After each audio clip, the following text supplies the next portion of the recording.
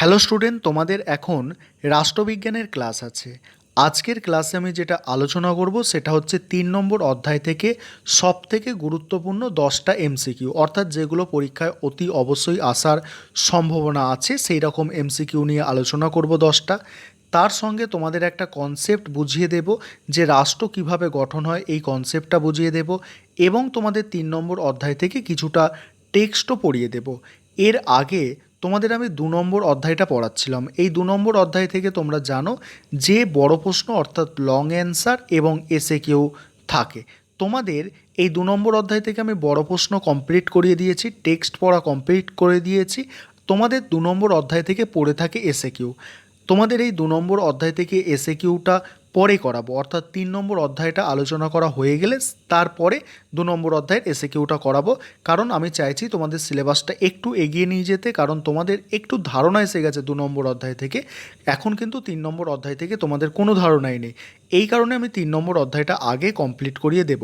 3 নম্বর অধ্যায় থেকে তোমাদের টোটাল এবছর 12 নম্বরের প্রশ্ন আসবে, 6টা এমসিকিউ, 6টা এসএ কিউ।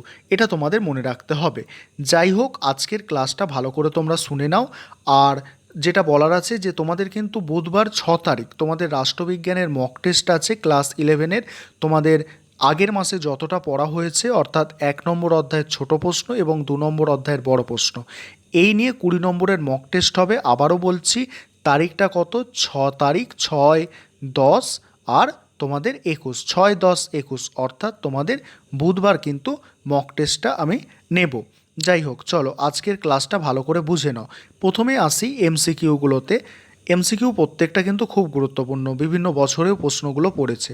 দেখো, জাতীয় জনসমাজের ধারণাটি প্রধানত কি? রাজনৈতিক। তারপরের প্রশ্ন, রাজনৈতিক চেতনা সম্পন্ন জনসমাজকে বলে কি? জাতীয় জনসমাজ। পরের প্রশ্ন, নেশন শব্দটি এসেছে লাতিন শব্দ নেটিও থেকে। খুব গুরুত্বপূর্ণ প্রশ্ন। পরের প্রশ্ন দেখো, পরের প্রশ্ন আছে তোমাদের, ভাষা জাতি গঠনের একটা কি উপাদান? এটা 11 সালে এবং 18 সালে পরীক্ষায় এসেছে। রাজনৈতিক বলছে রাজনৈতিক সচেতনতা একটি জাতির প্রধান উপাদান। এটা দেখো ইয়ারটা পাশে লেখা আছে।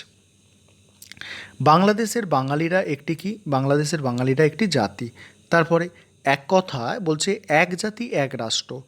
এর স্লোগান বলছে এক জাতি এক রাষ্ট্র। এর স্লোগানই হলো আত্মনিয়ন্ত্রণের অধিকার প্রতিষ্ঠার মৌলিক নীতি।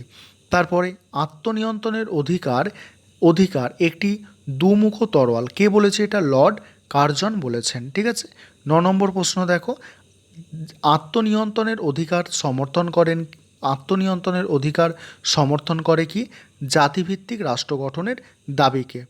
আর তারপরের প্রশ্ন, জাতির আত্মনিয়ন্ত্রণের অধিকার জাতিরাষ্ট্রের ভিত্তি। এবারে তোমরা দেখো রাষ্ট্র কিভাবে গঠিত হয়। এই প্রশ্নগুলো যেমন ইম্পর্টেন্ট, তেমনই কনসেপ্টগুলোও কিন্তু বুঝে রাখা খুব গুরুত্বপূর্ণ, কারণ কনসেপ্টগুলো বুঝে রাখতে পারলে অনেক প্রশ্ন তোমরা কিন্তু নিজে থেকেই উত্তর দিতে পারবে। দেখো রাষ্ট্র কিভাবে গঠন হয়। রাষ্ট্র গঠন হয় প্রথমে কি তৈরি হয় জানো? জনসমাজ তৈরি হয়। অর্থাৎ তা কোনো একটা জনসমাজ কিভাবে তৈরি হয়? ভাষাগত, ধর্মগত, আরও অনেক কিছু দিক দিয়ে মিল থাকলে কিছু মানুষের মধ্যে তখন তারা একটা জনসমাজ তৈরি করে। এই জনসমাজের মধ্যে যখন রাজনৈতিক চেতনা জাগে, সেই জনসমাজ কী হয়? জাতীয় জনসমাজে পরিণত হয়। আর এই জাতীয় জনসমাজের মধ্যে যখন জাতীয়তা বোধ জাগে, তখন তারা পৃথক জাতি বা রাষ্ট্র হিসাবে গঠিত হয়। যেমন দেখো, জনসমাজের উদাহরণ পূর্ব পাকিস্তানের মানুষ। তাদের মধ্যে রাজনৈতিক চেতনা জাগতে জাতীয় জনসমাজ তৈরি হয় এবং জাতীয়তা বোধ যখন জাগলো তাদের মধ্যে, তখন বাংলাদেশ নামে একটা আলাদা রাষ্ট্র তৈরি করলো। ঠিক আছে। এই তাহলে রাষ্ট্রের কনসেপ্টটা বুঝতে পারলে যে জনসমাজের মধ্যে যখন রাজনৈতিক চেতনা জাগবে তখন জাতীয় জনসমাজ হবে। জাতীয় জনসমাজের মধ্যে যখন জাতীয়তা বোধ জাগবে তখন আলাদা জাতি বা রাষ্ট্র তৈরি হয়ে যাবে। এবারে টেক্সটটা কিছুটা পড়াচ্ছি। দেখো যে এখানে আমরা প্রথম থেকেই পড়ব, খুব ভালো করে মনোযোগ সহকারে দেখবে। আর তোমরা যারা চ্যানেলে নতুন এসছো তোমরা চ্যানেল সাবস্ক্রাইব করে নেবে। আর অনলাইন কোচিং ক্লাস হচ্ছে, তোমরা চাইলে সেখানে অ্যাডমিশান নিতে পারো। এইরকম ক্লাস সপ্তাহে 2টো করে পাবে, আর সমস্ত পিডিএফ নোট তো পাবেই। ঠিক আছে। আর যদি কেউ অ্যাডমিশান নিতে চাও তাহলে এই নম্বরে যোগাযোগ করবে, 912300 5218 এই নম্বরে অ্যাডমিশান নিতে হলে যোগাযোগ করবে। সেটা হোয়াটসঅ্যাপ করতে পারো, ফোন করতে পারো, যে কোনোভাবে যোগাযোগ করবে ইচ্ছুক ছাত্রছাত্রীরা। আর তোমরা যারা অনলাইন কোচিং ক্লাস করছো অতি অবশ্যই তোমাদের বন্ধুবান্ধবদের বলো যে এরকম ক্লাস হচ্ছে, সেখানে আমাদের টেক্সটও ধরে ধরে পড়ানো হয়, কনসেপ্ট বুঝিয়ে দেওয়া হয়, ছোট প্রশ্ন বড় প্রশ্ন সমস্ত কিছু করিয়ে দেওয়া হয়, সঙ্গে মক টেস্টও নেওয়া হয়। দেখো এখানে কি বলছে, বলছে রাষ্ট্রবিজ্ঞানের কেন্দ্রীয় বিষয় রাষ্ট্র। রাষ্ট্র গঠনের ক্ষেত্রে আবার জনসমাজ, জাতীয় জনসমাজ প্রভৃতি উপাদানগুলি গুরুত্বপূর্ণ ভূমিকা পালন করে। তারপরে কি বলছে, সুতরাং রাষ্ট্র সম্পর্কে সাম্যক ধারণা পেতে হলে জনসমাজ, জাতীয় জনসমাজ, জাতি প্রভৃতি বিষয়গুলি সম্পর্কে ধারণা থাকা দরকার। নিচে এ বিষয়ে আলোচনা করা হলো। এবারে দেখো জনসমাজ, জনসমাজে যেটা পড়বে তোমরা দেখো, বলছে সাধারণভাবে একই ধরনের জীবনযাত্রায় অভ্যস্ত মানব গোষ্ঠীকে জনসমাজ বলে। তবে কোনো কোনো রাষ্ট্রবিজ্ঞানী জনসমাজের সঙ্গে নির্দিষ্ট ভূখণ্ড, ভাষা, ঐতিহ্য, আচার আচরণ, রাজনীতি, অভাব অভিযোগ প্রভৃতি বিষয়গুলি মিশিয়ে দিতে চান। উদাহরণস্বরূপ দেখো, বার্জেস বলেছেন জনসমাজ হলো সেই জনসমষ্টি যারা একই ভূখণ্ডে বসবাস করে, যাদের ভাষা, সাহিত্য, ইতিহাস, আচার আচরণ অভিন্ন এবং যাদের মধ্যে অধিকার বোধ ও অভাব অভিযোগের ক্ষেত্রে মিল পাওয়া যায়। অর্থাৎ সংঘবদ্ধ সমাজ জীবনের সকল বৈশিষ্ট্য জনসমাজের মধ্য দিয়ে আত্মপ্রকাশ করে। এবারে যদি তোমাদের বলে যে জনসমাজ কাকে বলে, এসএকিউ আকারে বলে যে জনসমাজ কাকে বলে কোশ্চেন পড়ে, তখন তোমরা কিন্তু এইটা লিখবে। এখানে কি লেখা আছে দেখো, জনসমাজ হলো নির্দিষ্ট ভূখণ্ডে বসবাসকারী এমন একটি জনসমষ্টি যাদের মধ্যে ভাষাগত, সাহিত্যগত, ইতিহাসগত, আচার আচরণগত, ধর্মগত, উদ্ভবগত প্রভৃতি ক্ষেত্রে অভিন্নতা লক্ষ্য করা যায়। এবারে দেখো, এবারে আসছে জাতীয় জনসমাজ। জনসমাজের মধ্যে রাজনৈতিক চেতনা জাগ্রত হলে জাতীয় জনসমাজের উদ্ভব হয়। সুতরাং রাজনৈতিক চেতনার বিষয়টি জনসমাজ ও জাতীয় জনসমাজের মধ্যে পার্থক্য রচনা করে।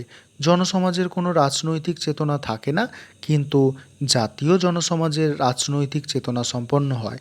তাই জন স্টুয়ার্ট মিল জাতীয় জনসমাজকে রাজনৈতিক চেতনা সম্পন্ন জনসমাজ বলে অভিহিত করেছেন।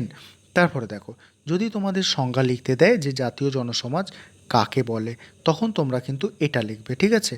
জাতীয় জনসমাজ হলো নির্দিষ্ট ভূখণ্ডে বসবাসকারী রাজনৈতিক চেতনা সম্পন্ন এমন একটি জনসমষ্টি যাদের মধ্যে ভাষাগত, ধর্মগত, বংশগত, কৃষ্টিগত, ঐতিহ্যগত প্রভৃতি ক্ষেত্রে ঐক্য পরিলক্ষিত হয়। তারপরে দেখো কি আছে, নেশান বা জাতি। এখানে কি বলা হচ্ছে দেখো, জাতি শব্দটির ইংরাজি প্রতিশব্দ হচ্ছে নেশন, আর এই নেশন শব্দটি এসেছে ল্যাটিন শব্দ নেটিও থেকে। এগুলো খুব ইম্পর্টেন্ট ব্যাপার, ঠিক আছে।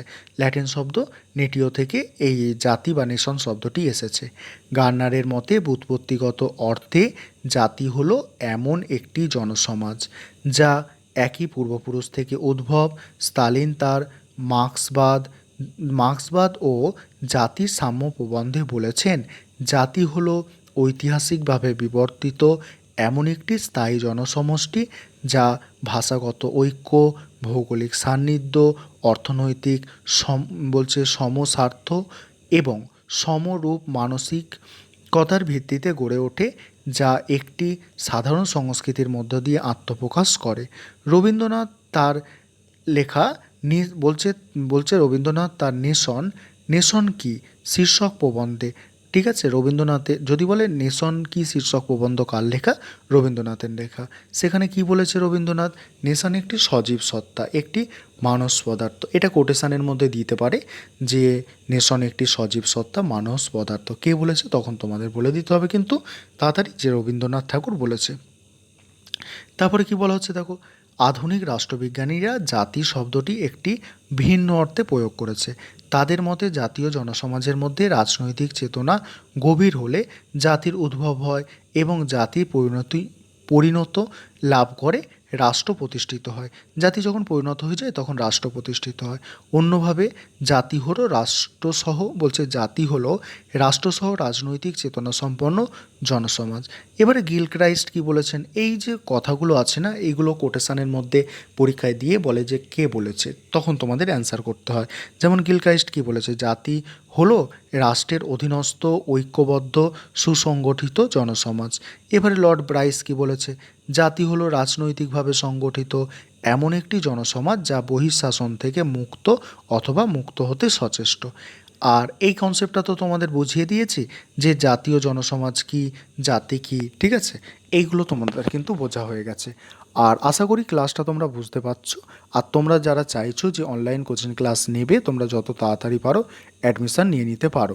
সেক্ষেত্রে তোমরা মানে একটা কন্টিনিউ সপ্তাহে 2টো করে ক্লাস পাবে, মাসে একটা করে মক টেস্ট, সেখানে তোমাদের টেক্সট বই, প্রশ্ন উত্তর সমস্ত কিছু আলোচনা হবে, ঠিক আছে।